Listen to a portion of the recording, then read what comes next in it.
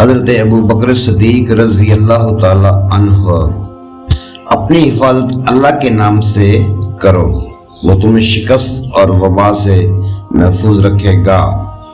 مومنوں کے لیے اتنا علم ہی کافی ہے کہ وہ اللہ سے ڈرتا رہے۔ حرام مال کھانے سے چلنے والے جسم کا ٹھکانہ جہنم میں ہوتا ہے۔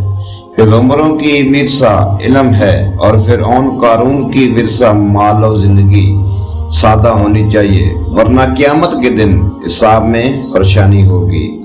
زکوٰۃ کی وصولی کسی بھی طرح نہ توڑ مسترد کی جا سکتی ہے اور نہ ہی ملتوی۔ حکمران دنیا اور آخرت میں سب سے زیادہ بدبخت ہوتے ہیں۔ عدل جو بھی کرے بہتر ہے، لیکن امیر کرے تو زیادہ بہتر ہے۔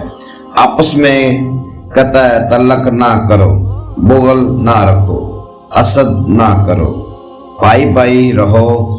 سچائی اور نیکی جنت میں ہے، جھوٹ اور بدکاری دوزخ میں۔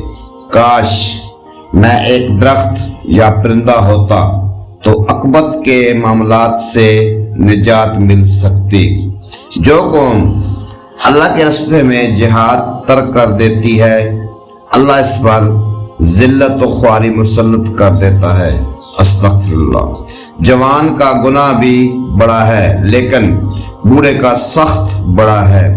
زبان کو گلے شکوے بچانے سے دل کو اطمینان ہوتا ہے۔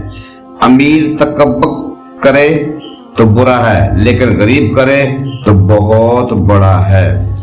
زبان آدمی کو اکثر مصیبت میں پھنسا دیتی ہے۔ شکر گزار مومن عافیت سے زیادہ قریب تر ہے۔ اللہ تعالیٰ عمل دی توفیق عطا فرمائے۔